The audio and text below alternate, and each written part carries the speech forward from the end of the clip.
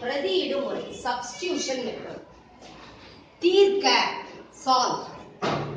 இது மாதிரி ரெண்டு சமன்பாடு கொடுத்துறாங்க. இது சமன்பாடு 1, இது சமன்பாடு 2. பிரதியிடும் முறை அப்படின்னா என்னன்னா, இப்ப கவனிங்களேன், இங்க கொடுக்கப்பட்டிருக்கிறதுல எத்தனை மாறி இருக்குது, எத்தனை வேரியபிள் இருக்குது? 2. எத்தனை இருக்குது? என்னென்ன?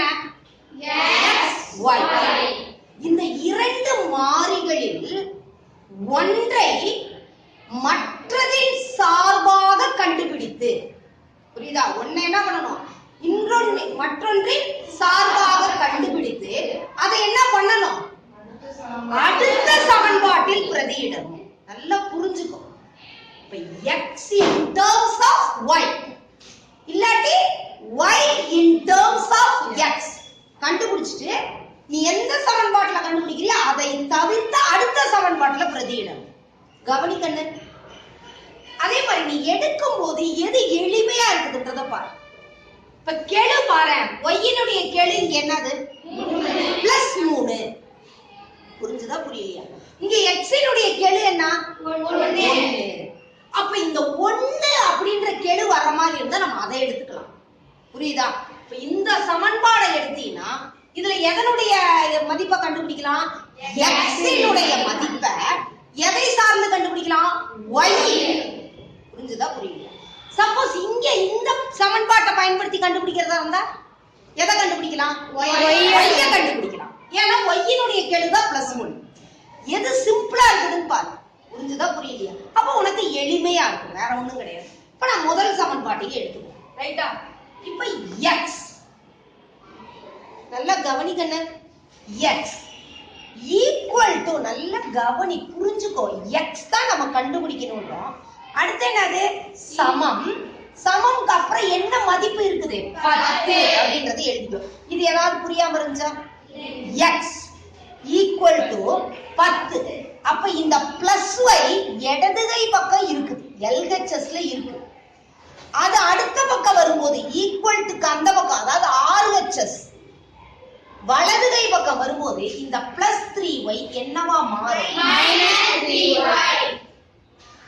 கரெக்டா? இத சமன்பாடு 3. இப்ப பாரு, நம்ம கண்டுபிடிச்சிட்டோமா? என்னன்னு சொன்னேன்? இல்ல, பிரதியிடு முறைக்கு என்ன சொன்னேன் நானு? ஒரு சமன்பாட்டில் இரு மாறிகளில் ஒன்றை மற்றதின் சார்பாக. ஒன்று என்னதுங்க? x ஐ y இன் சார்பாக. கரெக்டா? கரெக்ட் இல்லையா? புரியுதா? x in terms of y கண்டுபிடிச்சிருக்கேன். கரெக்டா? கரெக்ட் இல்லையா? இப்ப நான் எந்த சமன்பாட்டை பயன்படுத்தினேன்? ஃபர்ஸ்ட் சமன்பாடை பயன்படுத்தியிருக்கேன்.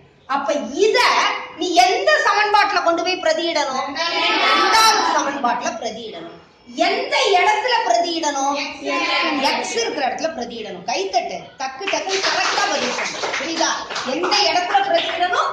x. இப்ப நல்லா கவனிங்க. 2 2x னா என்ன அர்த்தம்? 2 பெருக்கல் x ன்னு அர்த்தம். புரியுதா? அப்ப 2 பெருக்கல் x னுடைய மதிப்பு என்னடா பண்ணு? 10 minus 3y 10 கழித்தல் 3y plus y equal to 5. Very good. சத்தமா சொல்லு ஆன்சர். கரெக்ட்டா? இப்போ இதுல பாரு, ஒரே ஒரு மாறி தானே வந்திருக்குது. அப்ப எளிமையா நம்ம கண்டுபிடிக்கிறது, விடை கண்டுபிடிக்கிறது ரொம்ப ஈஸியா இல்லையா? ஆன்சர் கண்டுபிடிக்கிறது ஒரே ஒரு மாறி தான் வந்து. இப்ப நல்லா கவனி, நீங்க எல்லாரும் அந்த தப்பை தான் பண்றீங்க. இத பெருக்கும் போது கவனமா பெருக்கணும். புரிஞ்சுதா? இப்ப இந்த 2 அப்படின்றது இங்க எத்தனை உறுப்புகள் இருக்குது? 2 உறுப்புகள் இருக்கு. எல்லாரும் அந்த தப்பை தான் பண்ணிட்டு இருக்கீங்க. அதனால கவனமா செய்யணும். இந்த 2 எதோட டக்குன்னு பெருக்கணும்? 2 பெருக்கல் 10 எவ்வளவுமா? 20. அடுத்தது கவனிக்கணும், குறிகள் வந்தா குறிகளை பெருக்கணும். சரியா? அப்ப என்னது? பொம்மை போட்டுக்கலாமா? இங்க என்ன இருக்கு? இங்க என்ன இருக்கு? அப்ப என்னது? Plus into minus minus. கொஞ்சம் பிராக்டிஸ் பண்ணும்போது சொல்லி சொல்லி பிராக்டிஸ் பண்ணு, அப்பதான் உன் மனசுல பதியும். Plus into minus minus. அப்ப குறிய பெருக்கிட்டோமா? அடுத்தது நம்பரை பெருக்கிக்கலாமா? நம்பர்ஸ் மல்டிப்ளை பண்ணலாமா பண்ணக்கூடாதா? 2 6 2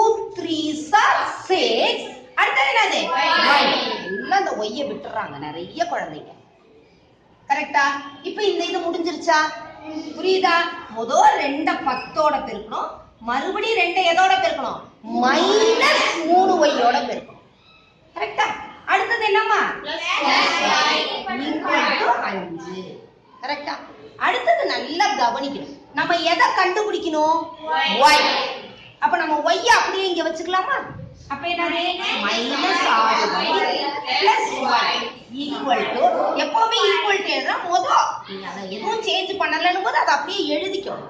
அதுக்கப்புறம் இந்த 20 லெஃப்ட் ஹேண்ட் சைடுல இருக்கா, அப்ப ரைட் ஹேண்ட் சைடு போகும்போது என்னவா மாறுது? +20 என்ன 20ஆ மாறுது? இப்ப இங்க குறிகள் எப்படி இருக்குது? வேறு வேறு குறிகள், டிஃபரண்ட் சிம்பல்ஸ். அப்ப ஆட் பண்ணணுமா சப்ட்ராக்ட் பண்ணணுமா? சப்ட்ராக்ட் பண்ணணும். கழிக்கணும். கூட்டணுமா கழிக்கணுமா? கழிக்கணும். எதுல இருந்து எதடா கண்டு கழிப்பீங்க? y கழிக்கணும். 6y ல இருந்து y கழிச்சா எவ்வளவு? 5. எதுல இருந்து கழிச்சோம்? எதுல இருந்து கழிச்சோம்? 6y 6y ல இருந்து கழிச்சோம். இந்த 6y க்கு என்னடா கண்டு சிம்பல் இருக்கு? என்ன மைனஸ். புரியுதா? அடுத்தது ஈக்குவல் டு அதே மாதிரி தான் இங்க குறிகள் எப்படி இருக்கு? இங்க +5 இங்க -20 +5 -20 டிஃபரண்ட் சிம்பல்ஸ். அப்ப ஆட் பண்ணுமா சப்ட்ராக்ட் பண்ணணுமா? கழிச்சு சொல்லு பார்க்கலாம். எதுல இருந்து எதை? 20ல இருந்து ஒருத்தர் சொல்லு. 20ல இருந்து 5 கழிக்கணும். 5 கழிச்சா என்னது? 15. எதுல இருந்து கழிச்சோம்? 20ல இருந்து. 20க்கு என்ன குறி இருக்கு? மைனஸ். எந்த எண்ணிலிருந்து கழிக்கிறியோ அந்த எண்ணினுடைய குறியை தான் நீ போடணும். புரிஞ்சுதா புரியலையா? இப்போ -15. இப்போ இந்த மைனஸ் மைனஸ் கேன்சல் ஆயிடுமா? அப்ப என்னது? 5y = 15. 5y = 15. ரைட்டா? அடுத்தது y தான் கண்டுபிடிக்கணும். நான் சொன்னேன் முத ஈக்குவல் டு இதுல எந்த சேஞ்ச் இல்லனா முதல்ல அதை எழுதி. 5y னா 5 பெருக்கல் y. இந்த 5ன்றது y ஓட பெருக்கல்ல இருக்கு, இன்டுல இருக்கு. அப்ப இந்த பக்கம் வரும்போது என்ன வரும்? வகுத்தல், டிவிஷன். புரியுதாடா கண்ணே? அப்ப என்னது? y = 1 5 is 5 3 5 are 50. y = 3. கரெக்ட்டா? கரெக்ட் இல்லையா? இப்ப இந்த y = 3 அப்படின்றத எதுல பிரதியிடணும்னா இந்த சமன்பாடு 3ல பிரதியிடணும். எதுலடா கண்ணு பிரதியிட போற? சமன்பாடு 3. ஏன்னா நம்ம இங்க கண்டுபிடிச்சு வச்சிருக்கோம், அதான் எளிமை. அதனால இங்க பிரதியிடணும். x = 10 -